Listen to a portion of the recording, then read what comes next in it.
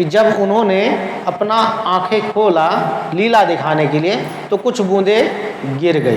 कहाँ गिरी आकर के, ये भी बता रहे हैं। कहते हैं कुछ बूंदें वहाँ जल नेत्रों से कुछ जल की बूंदें गिरी, आंसू की उन बूंदों से वहाँ रुद्राक्ष नामक वृक्ष पैदा हो गया।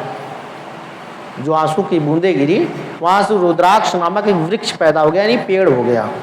कहते हैं भक्तों पर अनुग्रह करने के लिए वह अश्रु बिंदु स्थावर भाव को प्राप्त हो गए। वे रुद्राक्ष मैंने विष्णु भक्तों को तथा चारों वर्णों के लोगों में बांट दिए। कहते हैं जो विष्णु भगवान के भक्त थे और चारों वर्ण कौन से हैं, ब्राह्मण क्षत्रिय वैश्य और शूद्र, कहते हैं उनको भी बांट दिए और विष्णु भगवान के जितने भक्त थे उनको भी बांट दिए। भूतल पर अपने प्रिय रुद्राक्ष को मैंने गौड़ देश में उत्पन्न किया। कहते हैं जमीन पर उनका जो रुद्राक्ष था बहुत प्रिय था, उन्होंने गौड़ नामक देश था वहाँ पे उन्होंने उत्पन्न किया। मथुरा, अयोध्या, लंका, मलयाचल, शाहगिरी, काशी तथा अन्य देशों में भी उनके अंकुर लगाए। उसके जो बीज थे कहाँ कहाँ लगाए बता रहे हैं, मथुरा में, अयोध्या में, लंका में, मलयाचल में, शाहगिरी में, काशी में तथा अन्य देशों में भी उनके अंकुर लगाए और भी कई देशों में लगाए। वे उत्तम रुद्राक्ष अक्षय पाप समूहों का भेदन करने वाले तथा श्रुतियों के भी प्रेरक हैं। मेरी आज्ञा से वे ब्राह्मण क्षत्रिय वैश्य और शूद्र जाति के भेद से इस भूतल पर प्रकट हुए। रुद्राक्षों की ही जाति के शुभाक्ष भी हैं। उन ब्रह्मणादि जात वाले रुद्राक्षों के वर्ण श्वेत, रक्त, पीत तथा कृष्ण जानने चाहिए।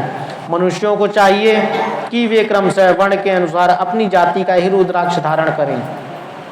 यहाँ भी एक कह रहे हैं हर जाति के लोगों को अलग अलग रुद्राक्ष धारण करना चाहिए। किसको कौन कौन सा धारण करना चाहिए, कहते हैं भोग और मोक्ष की इच्छा रखने वाले चारों वर्णों के लोगों को और विशेषतः शिव भक्तों को शिव पार्वती की प्रसन्नता के लिए रुद्राक्ष के फलों को अवश्य धारण करना चाहिए।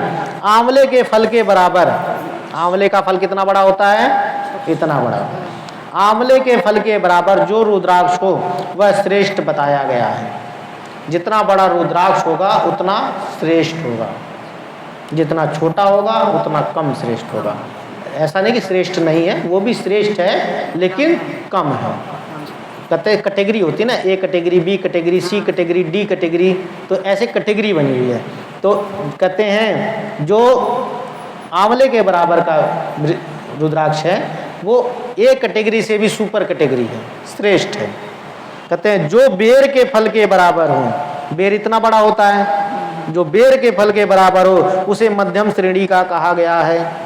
और जो चने के बराबर हो, छोटा रुद्राक्ष जो चने के बराबर हो, उसकी गणना निम्न कोटि